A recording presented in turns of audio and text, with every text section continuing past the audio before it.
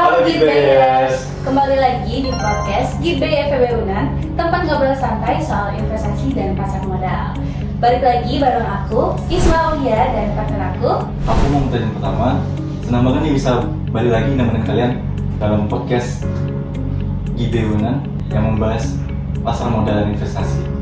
Oke, kali ini kita bakal ngebahas topik yang lagi hangat-hangatnya nih, apalagi buat investor yang ngincer dividen, yaitu perubahan regulasi pajak dan dampaknya pada dividen saham pasar modal. Bener banget nih, kalau regulasi pajak berubah, otomatis strategi investasi bakal berubah juga. Dan biar kita nggak nambah-nambah aja nih, kali ini kita kembali lagi bersama narasumber kita kemarin, yaitu Bang Ferdi. Halo Bang. Halo.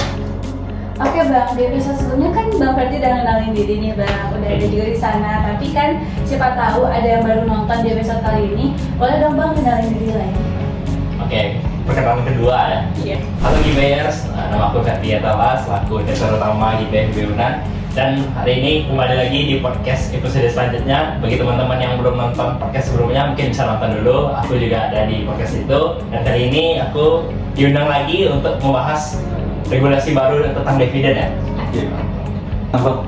Bisa dijelaskan dulu nggak sih, Bang, sama sobat invest di rumah nih, apa itu dividen dan regulasi pajak dividen? Jadi dividen itu adalah sebagian kecil atau mungkin sebagian besar dari laba perusahaan yang diberikan kepada si pemegang saham. Nah, kita ini kan udah beli saham nih, misalnya beli saham BCA, beli saham BRI. Nah, itu nanti dalam 1 tahun periode tersebut, perusahaan tersebut pasti bakal dapat laba. Nah, misalnya 30% dari laba itu bakal diberikan ke kita sebagai pemegang saham gitu. Nah, itu yang dinamakan dividen. Jadi dividen itu tuh bentuknya seperti kayak uang gitu yang nanti bakal ditransfer ke rekening nasabah kita. Nah, dulunya dividen itu tuh dikenakan pajak final sebesar 10%. Pajak final itu adalah pajak yang langsung dipotong dari dividen tersebut. Jadi misalnya nih kita dapat dividen misalnya 1.000, maka otomatis dipotong 10%. Jadi kita hanya bakal terima 900 di rekening nasabah kita. Nah, itu dulu. Karena sekarang ada perubahan regulasi tadi, jadi dividen tersebut jika direinvestasikan ulang, direinvestasikan ini maksudnya jika kita terima dividen, lalu misalnya kita terima 1.000 tadi, lalu kita langsung beli saham nih, beli saham baru dengan uang 1.000 tadi, maka dividen tersebut tidak bakal dipotong pajak. Jadi nilai itu tetap 1.000 gitu. Jadi kita bisa beli saham dengan nominal 1.000 tadi. Nah, itu kalau di regulasi yang baru. Jadi kalau kita reinvestasikan, kita nggak bakal terkena pemotongan pajak. Tapi kalau kita tarik tunai dividen tadi atau kita uangkan, kita baru dikenakan pajak. Jadi dikenakan pajaknya 10%, masih sama dengan regulasi sebelumnya, dikenakan pajak 10% yang bersifat final. Jadi dari 1.000 tadi yang bakal bisa kita uangkan atau bisa kita tarik itu hanya sebesar Rp900 saja. Kira-kira seperti itu. Oh, berarti kalau misalkan kita dapat dividen terus langsung investasi, itu nggak bakal kena pajak. Tapi kalau misalkan kita tarik, itu kena pajak. Iya, betul banget. Oke, berarti sobat Gibbayers, kita tuh lebih baik gunakan dividennya untuk investasi lagi supaya lebih untung. Karena kan kalau misalkan kita tarik, itu bakal kena pajak ya Bang ya? Ya itu malah jadi rugi. Makanya bagusnya itu langsung aja diinvestasiin dari dividen yang kita dapat. Nah, menurut Bang Ferdi sendiri nih, dampak regulasi baru ini ke investor bagaimana sih? Nah, kalau dari segi dampak sih, regulasi baru ini menurut aku ada positif ada negatif juga sih. Kalau positifnya bagi si investor-investor yang mau menyimpan duitnya dengan tujuan jangka panjang itu bakal lebih untung gitu, karena duitnya bakal lebih cepat compounding karena nggak potong pajak kan. Jadi duit yang diterima tuh kalau dia langsung beli saham baru tuh nilainya tetap dan terus bergulung terus compounding. Jadi duitnya itu bisa bertumbuh lebih cepat gitu. Terus itu juga mendorong mindset growth investor juga kan bagi si investor. Jadi dia nggak setiap melihat duit langsung mau tarik gitu. Jadi duit itu bisa terus bertumbuh gitu di rekening portofolio dia. Terus kalau misalnya dari segi pasar modalnya, regulasi baru ini justru memberikan dampak yang positif juga, karena duit itu bakal mutar terus di pasar modal ya kan. Jadi duit yang diterima bagi si para investor diinvestasikan lagi, terus juga masuk ke pasar modal itu lagi gitu. Jadi duit yang keluar masuk lagi. Jadi pasar modal itu makin berkembang makin berkembang gitu. Terus si perusahaannya pun bakal lebih mudah dong dapat dana dari si investor-investor tadi, karena tiap dividen yang dia dapat dibelikan lagi ke saham baru. Jadi perusahaan-perusahaan yang dari bursa itu jadi lebih cepat berkembangnya.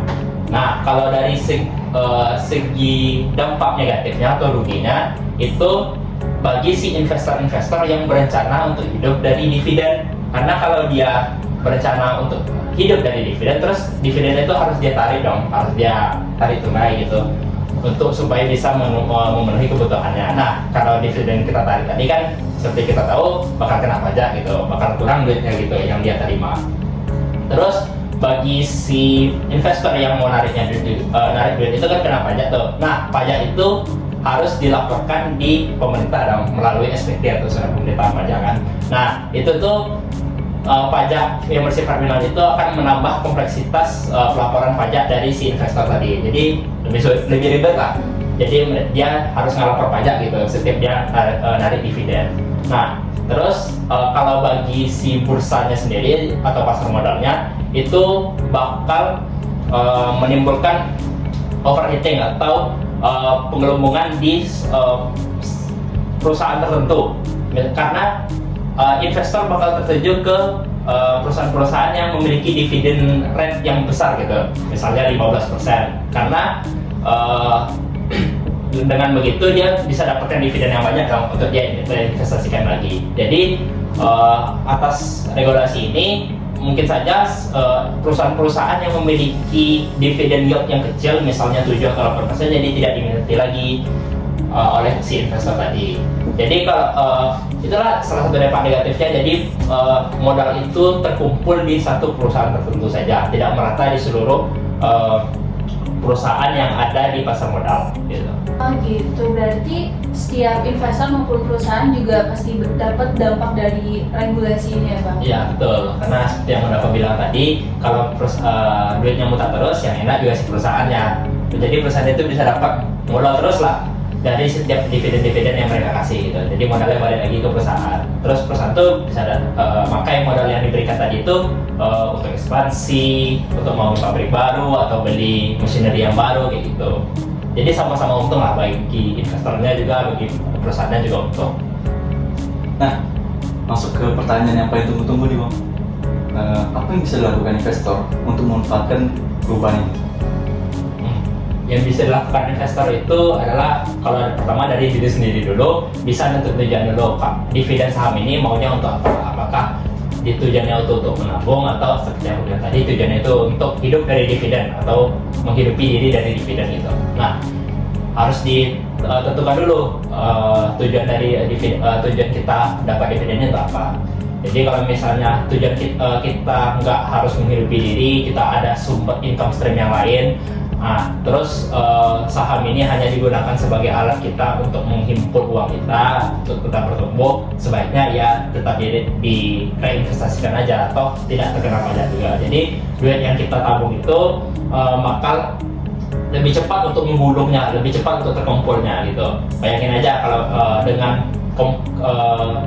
compound dividen ini atau dividen yang bergulung ini, duit 100 juta misalnya kita dapat dividen 100 juta, kita investasikan di saham dengan dividen yang sebesar 15% per tahun. Itu dalam 5 tahun aja udah terkumpul 200 juta gitu, udah 2 kali lipat. Nah, bayangkan kalau misalnya kita punya lebih dari itu.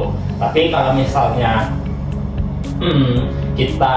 tujuan kita adalah untuk hidup dari dividen, ya mau tidak mau kita harus menguangkan dividen yang kita terima tadi, dan kita juga harus mengkalkulasikan kan dengan pajak yang bakal dikenai ke kita itu sebesar 10% gitu. Terus kita juga sebagai investor bisa juga memilih perusahaan-perusahaan yang memberikan dividen tidak dalam bentuk uang tapi dalam bentuk saham gitu. Jadi misalnya nih contohnya itu BBCA di tahun 2021. BBCA itu menerapkan dividen saham 1 banding 30. Jadi 1 banding 30 itu maksudnya itu setiap 30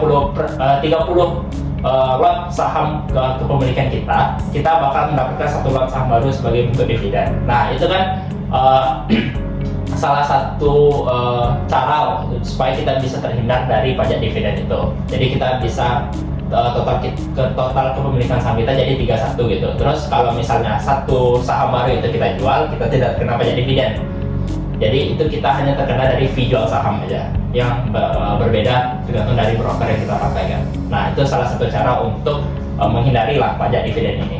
Oke, kalau gitu berarti cara kita menentukan strategi itu ya kita harus tahu dulu tujuan kita apa ya Bang ya. Kalau misalkan kita menjadikan investasi ini sebagai sumber pendapatan kita, ya berarti kita ambil dividennya. Tapi kalau misalkan kita menjadi investor jangka panjang, mending kita reinvestasikan aja kan Bang, supaya dividennya juga semakin besar gitu ya Bang ya.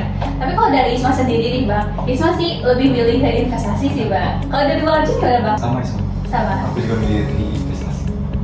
Kalau dari Bang Ferdi? Sama nih, kalau aku nggak bisa dipikir juga kalau dividen itu bukan income stream aku, jadi ya emang lebih bagus di investasi aja, jadi lebih cepat uang itu aku kumpul gitu. Tapi mungkin kalau misalnya nanti aku udah punya uang yang banyak ya kan, terus dividennya besar juga, mungkin bakal aku tarik juga. Jadi aku bisa nggak usah kerja lah, tinggal duduk aja bakal dapat dividen besar gitu. Wah, seru banget nih pembahasan hari ini. Jadi makin jelas ya kalau regulasi pajak bukan cuma soal angka tapi juga soal strategi. Iya betul, dan cara kita beli strateginya pun ya tergantung dari tujuan kita. Oke Bang Ferdi, terima kasih banyak Bang untuk kesempatan dapat hadir di podcast kali ini. Semoga ilmu yang Bang sampaikan itu bisa berguna buat sobat invest semuanya. Terima kasih juga kepada dua host yang sangat kompeten. Terima kasih juga suatu kehormatan bisa ada di podcast kali ini, juga bisa memberikan sedikit ilmu yang aku punya untuk teman-teman di luar sana. Di sini aku bukan sebagai guru gitu, bukan maksud untuk menggurui, hanya saja untuk sekedar nge-share sedikit ilmu yang aku punya. Semoga bisa bermanfaat bagi teman-teman dan bisa diaplikasikan juga di kehidupannya. Buat kalian yang memiliki pertanyaan atau topik seru lainnya, boleh langsung DM di Instagram kami GB_FEB_UNAN dan bisa langsung komentar di YouTube kami GB_FEB_UNAN. Nah, buat sobat Keeper supaya nggak ketinggalan, jangan lupa Like, share, comment, and subscribe di sini. Oke, bye-bye.